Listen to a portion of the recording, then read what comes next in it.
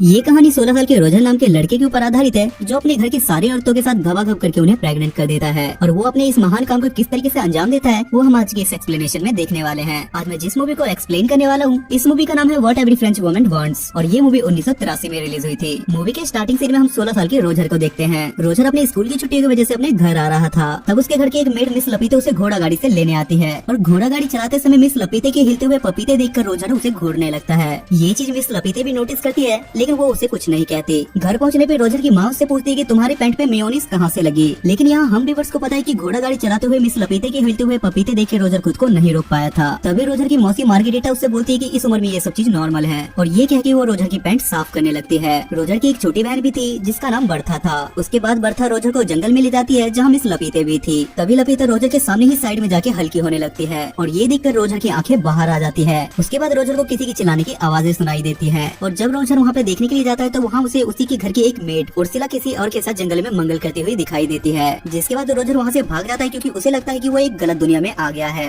उसके बाद scene switch होता है और हम पूरी फैमिली को एक साथ खाना खाते हुए देखते हैं जहाँ हम व्यूअर्स को पता चलता है कि रोजर की माँ काफी ज्यादा स्ट्रिक्ट है। शाम को रोजर जब सोने की कोशिश कर रहा था तो उसे बाहर से कुछ आवाजें सुनाई देती है और जब वो कमरे से बाहर आता है तो वो देखता है कि एक नौकरानी घोड़ी बन के खड़ी है और कोई उसके पीछे से बजा रहा है। ये देखने के बाद रोजर की फटके चार हो जाती है और रोजर वापस सोने के लिए चला जाता है और बिस्तर में उसकी छोटी बहन बर्था छुपी हुई थी। तब बर्था उसे बताती है कि मिस लपीते ने मुझे बताया कि हमारी मासी मार्गरेटा अभी भी वर्जिन है। जिस पर रोजर उससे पूछता है कि वो अभी तक वर्जिन क्यों है। जिस पे बर्था उसे बताती है कि उन्हें मर्दों से डर लगता है और इसलिए उन्होंने अभी तक शादी नहीं की है। तभी वहाँ अचानक से नैनी केट आ जाती है। केट का काम बर्था का देखभाल करना था। बर्था के वहाँ से जाने के बाद केट रोजर का ब्लैंकेट हटाती है जिस पर रोजर अचानक से डर जाता है क्योंकि रोजर का पप्पू खड़ा हो गया था और उसे देखने के बाद केट भी उससे थोड़े बहुत मजे ले लेती है। अगले दिन बर्था रोजर को एक नदी के किनारे ले जाती है जहाँ उसके घर की सारी मेट नहाते नहाते एक दूसरे से अपना सीक्रेट शेयर कर रही थी। बर्था और रोजर अपने घर के 4 मेट को छुपके से देख रहे होते हैं। तभी नदी के किनारे के पास 3 नमूने आ जाते हैं और ये तीनों भी रोजर के घर में काम किया करते थे और वो तीनों अपना पप्पू बाहर निकल के उन मेट्स के सामने ही हल्के होने लगते हैं और वो अपना स्पाइडरमैन उन मेट्स को दिखाने लगता है। तभी उर्सुला बोलती है कि तू शेर तो मैं सवा शेर हूँ और उर्सुला उन तीनों को अपना पिछवाड़ा दिखाने लगती है और उसके पिछवाड़े के दर्शन बर्था और रोजर पेड़ के पीछे छुपके से कर रहे होते हैं। अगले सीन में रोजर की बड़ी बहन एलिसा अपने पापा के साथ आती है और सब लोग उसका वेलकम करते हैं। एलिसा आते ही सब लोगों से गले मिलती है लेकिन जब रोजर की बारी आती है तो वो उसे फोरहेड किस करके वहाँ से चली जाती है जिस पर रोजर सोचता है कि मेरे अंदर कांटे लगे थे क्या। तभी बर्था रोजर को एक चर्च में ले जाती है जहाँ दोनों छत पर छिप जाते हैं। तभी वहाँ मार्गरेटा आती है और वो चर्च के पादरी से अपनी सारी बातें बताने लगती है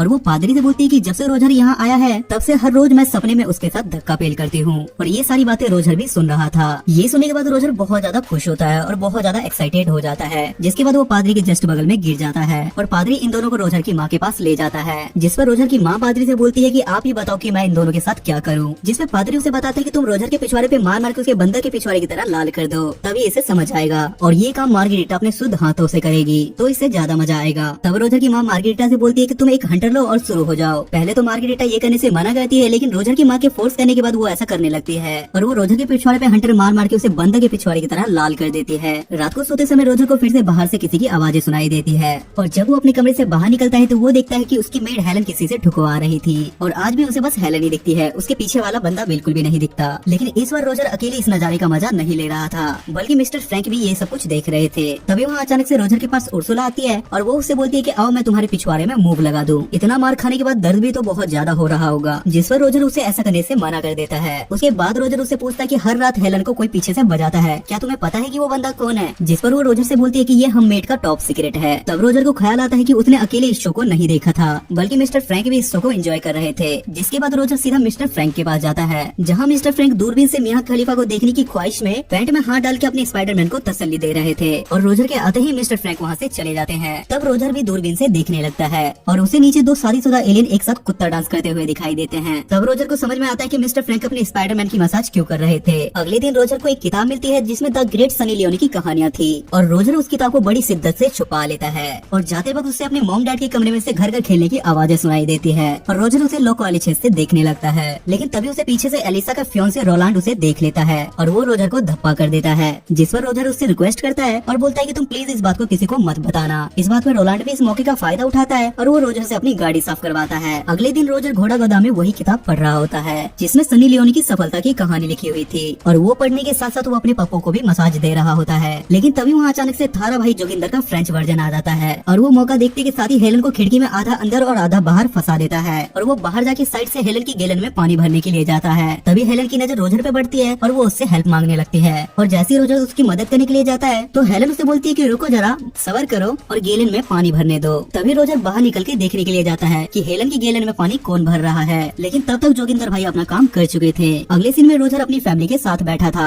जहाँ रोलांड रोजर को अपनी जूते साफ करने के लिए बोलता है, लेकिन रोजर काम करने से सीधा मना कर देता है। तभी रोलांड अपनी औकात दिखाता है और वो रोजर की माँ को उसकी सारी सच्चाई बता देता है, जिस पर रोजर की माँ बोलती है कि मेरी दोनों बेटियां ठीक हैं, लेकिन पता नहीं मैंने इस इमरान हाशमी को जन्म कैसे दे दिया। जिसके बाद रोजर अपनी सनी लियोनी वाली किताब को अपनी बहन की किताब से बदल देता है और वो वहाँ से छुप के देखता है कि वो इस किताब को पढ़ेगी या नहीं। उसके बाद एलिसा उस किताब को पढ़ के ऐसा रिएक्ट करती है जैसे उसे धरती पे स्वर्ग मिल गया हो। उसके बाद रोजर किचन में जाता है जहाँ उर्सुला होती है और वो मौका देके उर्सुला को वहीं घोड़ी बनाने लगता है। लेकिन तभी वहाँ अचानक से एक दूसरी मेड आ जाती है और रोजर वहाँ छुप जाता है। जिसके बाद रोजर सोचता है कि मेरी ही किस्मत में एल लगे हुए हैं। तभी उसके दिमाग की बत्ती जलती है और वो मिस लपीते के पीछे उसके पपीते दबाने के लिए जाता है, जिस पर मिस लपीते उससे पहले मना करती है कि ऐसा मत करो। लेकिन थोड़ी देर के बाद मिस लपीते उससे बोलती है कि रोजर मेरे बच्चे, जितना बजाना है तुम बजाओ। लेकिन वहाँ रोजर की नोबिता वाली किस्मत चमक जाती है और बाहर कोई जर्मनी और फ्रांस के बीच में जंग का ऐलान कर देता है और सबको पता चलता है कि जर्मनी ने फ्रांस से जंग का ऐलान कर दिया है। अगले दिन सब लोग युद्ध में जाने की खुशी मना रहे होते हैं, लेकिन रोजर की हालत ऐसी होती है जैसे उसने ढिंडोरा की लॉटरी जीत ली हो। लेकिन फ्रांस में एक नियम था कि वार में जाने से पहले वो सब लोग अपनी बीवी को टीवी के सामने घोड़ी बनाएंगे। जिसके बाद रात में सब लोग अपनी बीवी को जंगल में ले जाके उसकी बजाने लगते हैं, जिस पर रोजर सोचता है कि ये बस आज रात की चांदनी है और इसके बाद तो इनकी पिक्चर मैं ही बनाऊंगा। सबके युद्ध में जाने के बाद सारी लेडीज अकेली थी और रोजर सबसे पहले उर्सुला के पास जाता है, जहाँ वो उसे ले दे के घोड़ी बना ही देता है और वो उर्सुला से ये भी बोलता है कि मुझे तुमसे प्यार हो गया है।